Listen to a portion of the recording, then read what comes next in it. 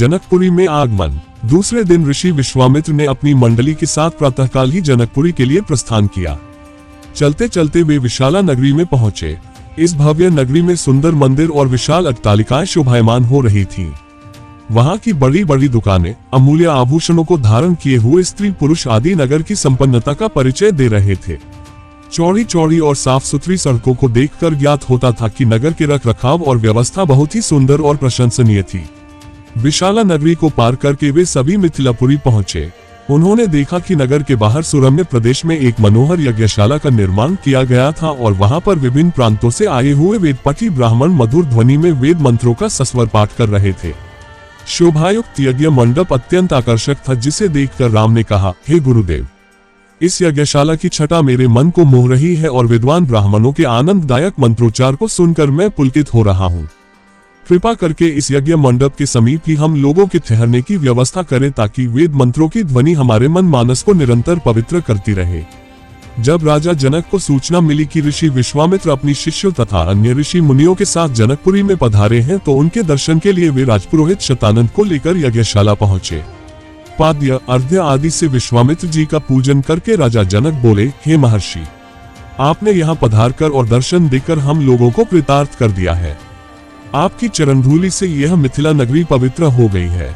फिर राम और लक्ष्मण की ओर देखकर बोले, हे मुनिवर, आपके साथ ये परम तेजस्वी सिंह शावक जैसे अनुपम सौंदर्यशाली दोनों कुमार कौन है? इनकी वीरतापूर्ण आकृति देखकर प्रतीत होता है मानो ये किसी राजकुल के दीपक हैं। ऐसे सुंदर सुदर्शन कुमारों की उपस्थिति से यह यज्ञशाला वैसी ही शोभायुक्त हो गई है जैसे प्रातःकाल भगवान भुवन भास्कर के उदय होने पर प्राची दिशा सौंदर्य से परिपूर्ण हो जाती है। कृपा करके अवगत कराइए कि ये कौन है, कहाँ से आए हैं, इनके पिता और कुल का नाम क्या है? इस पर ऋषि विश्वामित्र ने राजा जनक से कहा, हे राजन, ये दोनों बालक वास्तव में राजकुमार हैं। ये अयोध्या नरेश सूर्यवंशी राजा दशरथ के पुत्र रामचंद्र और लक्ष्मण हैं। ये दोनों बड़े वीर और पराक्रमी हैं। इन्होंने सुबाहु ताड़का आदि के साथ घोर युद्ध करके उनका नाश किया है। मारीच जैसे महाबली राक्षस को तो राम ने एक ही बाण से 100 योजन दूर समुद्र में फेंक दिया। अपने यज्ञ की रक्षा के लिए मैं इन्हें अयोध्यापति राजा दशरथ से मांग कर लाया था।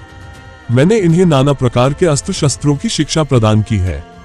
इनके प्रयत्नों से मेरा यज्ञ निर्विघ्न तथा सफलतापूर्वक संपन्न हो गया। अपने सद्व्यवहार, विनम्रता एवं सौहार्द से इन्होंने आश्रम में रहने वाले समस्त ऋषि मुनियों का मन मोह लिया है। आपके इस महान धनुष यज्ञ का उत्सव दिखाने के लिए मैं इन्हें यहाँ लाया हूँ। इस वृतांत को सुनकर राजा जनक बहुत प्रसन्न हुए और उन सबके ठहरने के लिए यथोचित व्यवस्था कर दिया। अहल्या की कथा। प्रातःकाल राम और लक्ष्मण ऋषि विश्वामित्र के साथ मिथिलापुरी के वन उपवन आदि देखने के लिए निकले। एक उपवन में उन्होंने एक निर्जन स्थान देखा।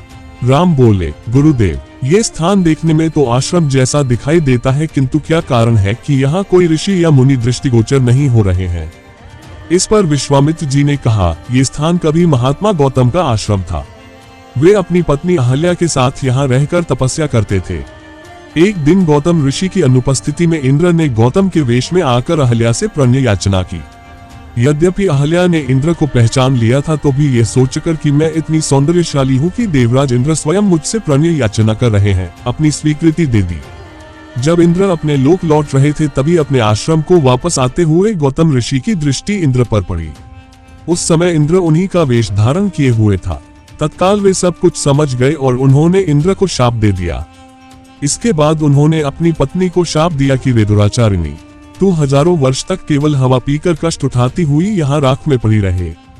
जब राम इस वन में प्रवेश करेंगे तभी उनकी कृपा से तेरा उद्धार होगा। तभी तू अपना पूर्ण शरीर धारण करके मेरे पास आ सकेगी। ये कहकर गौतम ऋषि इस आश्रम को छोड़कर हिमालय पर जाकर तपस्या करने चले गए।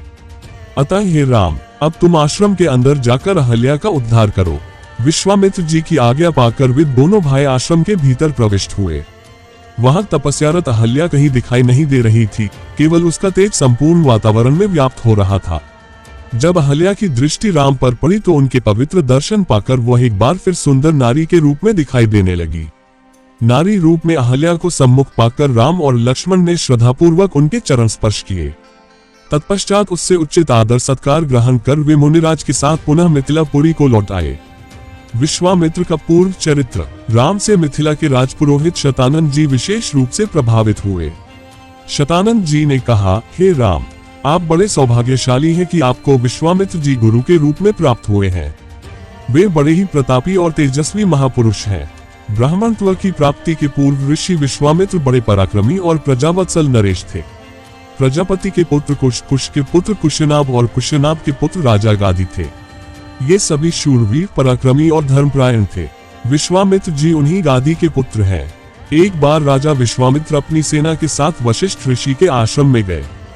चूंकि उस समय वशिष्ठ जी ईश्वर भक्ति में लीन होकर यज्ञ कर रहे थे, विश्वामित्र जी उन्हें प्रणाम करके वहीं बैठ गए। यज्ञ क्रिया से निवृत्त होने पर वशिष्ठ जी ने विश्वामित्र जी का बहुत आदर सत्कार किया और उनसे कुछ दिन आश्रम में ही रहकर आतिथ्य ग्रहण करने का अनुरोध किया। इस पर यह सोचकर कि मेरे साथ विशाल सेना है और सेना सहित मेरा आतिथ्य करने में वशिष्ठ जी को कष्ट होगा, विश्वामित्र जी ने नम्रता पूर्वक विदा होने की अनुमति मांगी। किंतु वशिष्ठ जी के अत्यधिक अनुरोध करने पर थोड़े दिनों के लिए राजा विश्वामित्र को उनका आतिथ्य स्वीकार करने के लिए विवश होना पड़ा। राजा विश्वामित्र के आतिथ्य स्वीकार कर लेने पर वशिष्ठ जी ने कामधेनु गो का आह्वान किया और उसे विश्वामित्र तथा उनकी सेना के लिए 6 प्रकार के व्यंजन तथा समस्त प्रकार की सुविधाओं की व्यवस्था करने की प्रार्थना की। उनकी इस प्रार्थना को स्वीकार करके कामधेनु गो ने सारी व्यवस्था कर दिया। वशिष्ठ जी के अतिथि सत्कार से राजा विश्वामित्र और उनके साथ आए सभी लोग बहुत प्रसन्न हुए। कामधेनु गो का चमत्कार देखकर विश्वामित्र के मन में उस गो को प्राप्त कर लेने की इच्छा जागृत हुई और उन्होंने वशिष्ठ जी से कहा कि ऋषि श्रेष्ठ, कामधेनु जैसी गौ तो किसी वनवासी के पास नहीं वरन राजा महाराजाओं के पास ही शोभा देती है। अतः आप इसे मुझे दे दीजिए। इसके बदले में मैं आपको सहस्त्रों स्वर्ण मुद्राएं दे सकता हूँ। इस पर वशिष्ठ जी बोले कि राजन, ये गौ ही मेरा जीवन है और इसे मैं किसी भी कीमत पर किसी को नहीं दे सकता। वशिष्ठ जी के इस प्रकार कहने पर विश्वामित्र ने बलात् उस गौ को पकड़ लेने की आज्ञा दे दी और सैनिकगण उस गौ को डंडे से मार मार कर हाँकने लगे। कामधेनु गौ ने क्रोधित होकर अपना बंधन छुड़ा लिया और वशिष्ठ जी के पास आकर विलाप करने लगी। वशिष्ठ जी बोले कि हे कामधेनु, मैं इस राजा को शाप भी नहीं दे सकता क्योंकि यह राजा मेरा अतिथि है और इसके पास विशाल सेना होने के कारण इससे युद्ध में भी विजय प्राप्त नहीं कर सकता। मैं अत्यंत विवश हूँ। वशिष्ठ जी के इन वचनों को सुनकर कामधेनु ने कहा कि हे ब्रह्मर्षि, क्या एक ब्राह्मण के बल के सामने क्षत्रिय का बल कभी श्रेष्ठ हो सकता है? आप मुझे आज्ञा दीजिए, मैं एक क्षण में इस क्षत्रिय राजा को उसकी विशाल सेना सहित नष्ट कर दूंगी।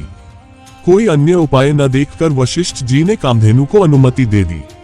आज्ञा पाते ही कामधेनु ने योगबल से पहनव सैनिकों की एक सेना उत्पन्न कर दिया और वह सेना विश्वामित्र की सेना के साथ युद्ध करने लगी। विश्वामित्र जी ने अपने पराक्रम से समस्त पहनव सेना का विनाश कर डाला। इस पर कामधेनु ने सहस्त्रों शक, हूण, बर्वर, यवन और काम्बोज सैनिक उत्पन्न कर दिया।